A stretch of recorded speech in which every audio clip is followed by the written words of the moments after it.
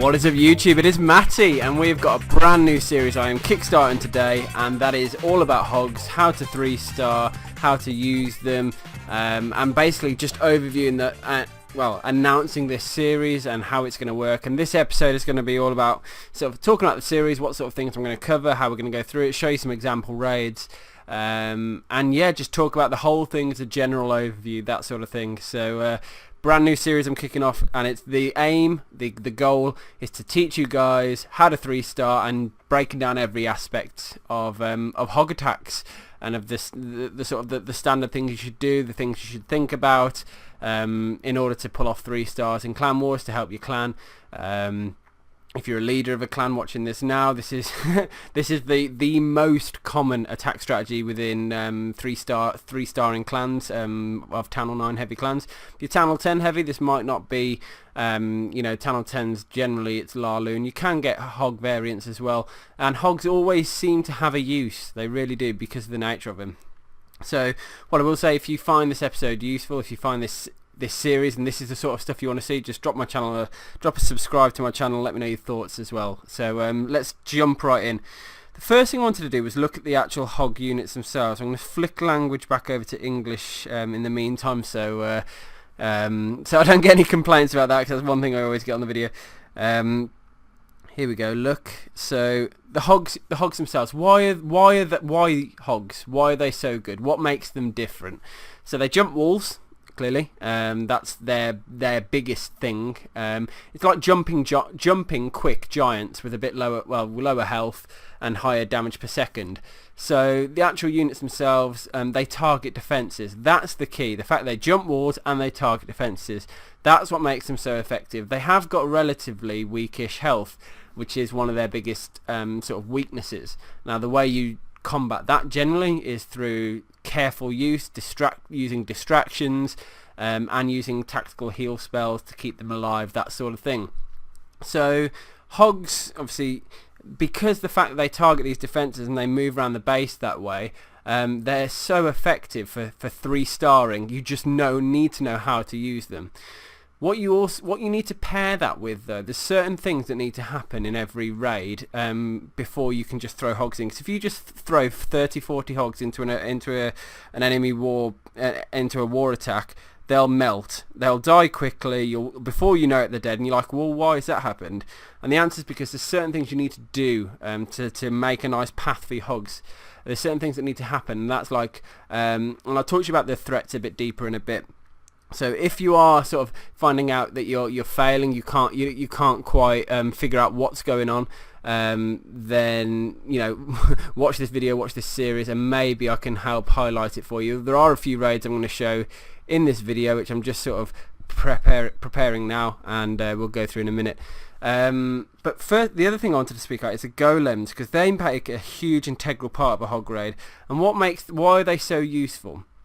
And it's that big factor of that hit points and the fact they target defenses, so you can guess their pathing, where they're going to go. You can create them a route, and that route normally is to also help trip one of the threats, which is giant bombs, but it's to create that big distraction. And the distraction, so whether you use 1 golem, 2 golems, 3 golems, that's all going to come in this series. But using golems and hogs go together like bread and butter. They're just so effective together. You use the golems to do a purpose, to form part of what I'm going to call a kill squad, and then you use hogs to clear the base, and then you use cleanup troops to go to finish up. Now, the other thing I wanted to talk about was heroes. So what's the purpose of heroes in a hog raid, in a GoHo? GoHo is what we call these variants, which is golems and hogs, and there's a hell of a lot of variants I want to show you and talk to you about, but heroes are the other thing. So what is the purpose? Heroes have a few uses. One, use them at the start of the raid to get a job done. 2, use them near the end, the middle of the raid when, I don't know, they're going in to distract something. Or 3, use them at the end of the raid for cleanup. Cleanup is the most inefficient use for heroes because they got such high damage per second.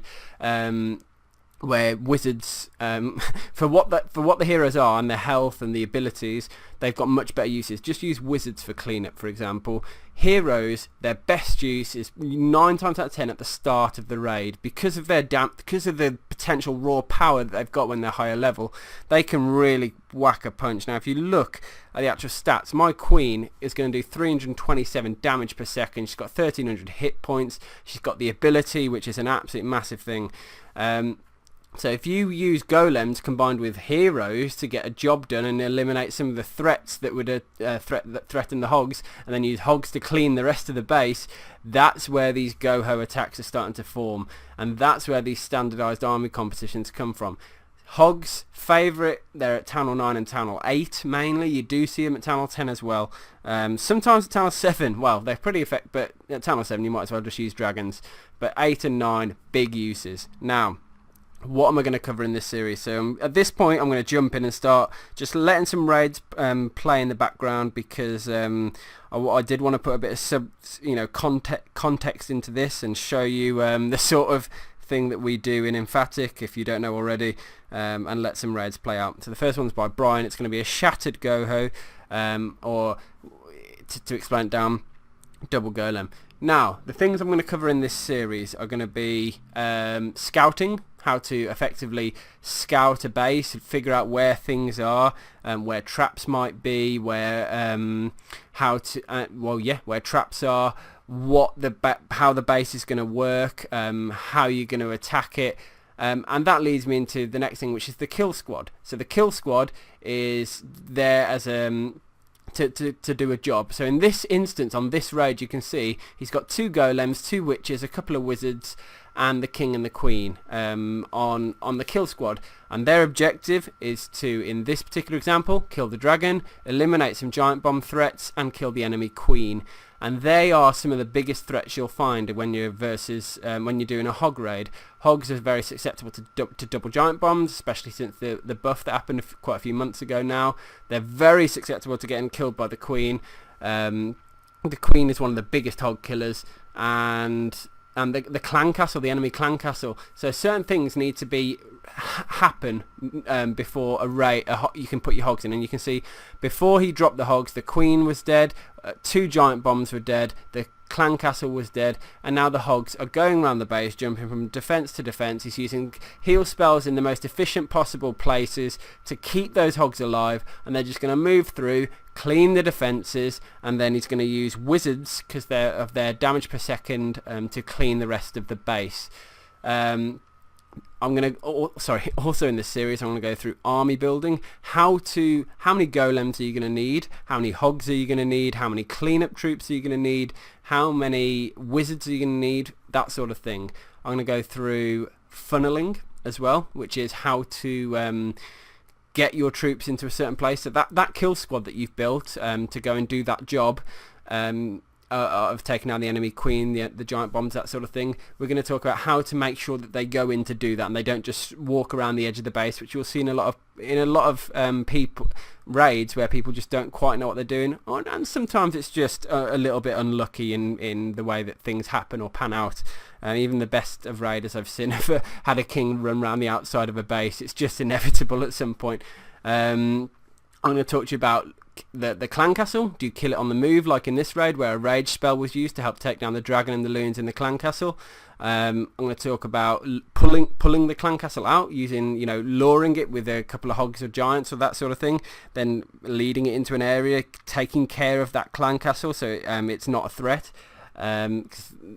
There's always that age-old question: so many ways. How many golems do I use? Do I lure out the CC and kill it, and kill it to the side, then start the raid, and then send my kill squad in to get the queen, or do I just, like in this example again, another one where they're killing the clan castle on the fly? He's sending in his golems. He's got his wizards to start funneling for him. He's got his queen he's guiding his queen in. You'll see the wall breakers in a minute will create that path in. Same with the king. But you can see he's going to have to the clan castle going to trigger when the golems move to a certain point, and that is going to be any time now. Here comes the clan castle troops. Not yet. Soon. Wow, this is quite a delayed one for the clan castle, but he's got to get it because that's part of the raid. Look, that golem's going to be the thing that's going to trigger it, but he's got to wait for that Tesla to go down. Here it go. Still not. Now finally the clan castle's going to be pulled. I think there it is. Look, the dragon comes out, and still he's got that rage spell there. He needs to get that down, and he needs to get the enemy queen down as well. Looks like his king's going to be the thing to go and take that down, and his queen's going to be the thing to take down the dragon, but it had to happen. That was part of this raid, because only when that's all done can Savoni or the raider consider using the hogs to clean up the rest of the base, because you've got all those defences left. Look, but because the hogs, they jump the walls, they target defences. If you remember, one of their weaknesses is their health, the fact that they can die quite quickly. He's going to use tactical heal spells to keep them alive. We're going to talk about pathing. Now, pathing is where the hogs jump from defense to defense. So the route that they take, if you want to simplify it, so you can see they're going to the air defense, then they're going to that expo, then they're going to split between the wizard town and the expo, likely. Look. So knowing the movement of where the hogs are going to go makes such a big difference, because it means you can take that planning of the raid to the next level, and that affects army building, it affects what kill squad you're going to do. It's, designing the raid, and then that's it. I suppose I'm also going to talk to you about the fine points of things to think about before a raid. Defense ranges, as part of the kill squad, the pathing and all that sort of thing. But the final thing is executing. So all this are going to be little focus points of this series. So as I said, this is the overview. The next one we're going to focus on scouting a base. Now, when you use the other thing I wanted to talk to you about in this video was threats to hogs, because there's a lot of them. So what are the things that can that threaten to kill or ruin your hog raid, other than misclicking, fat fingering, whatever you want to call it, just or bad plans? There's certain elements of that you've got to take into consideration every raid, and they're pretty straightforward. There's a set things. So the giant bombs, as you saw, a lot of people put 2 giant bombs together, because if hogs hit 2 giant bombs together, they will die instantly.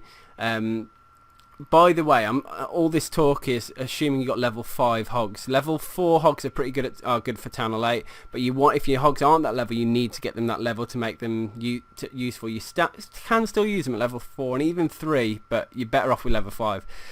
So giant bombs are one of the big things you need to take care of.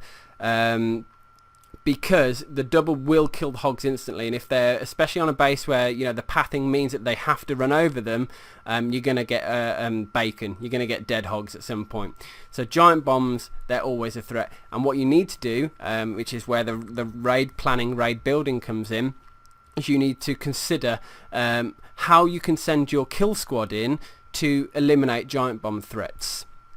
Now, Archer Queen, she is a big hog killer. She's fast, she shoots quickly, she's got high damage per second, she kills hogs like flies.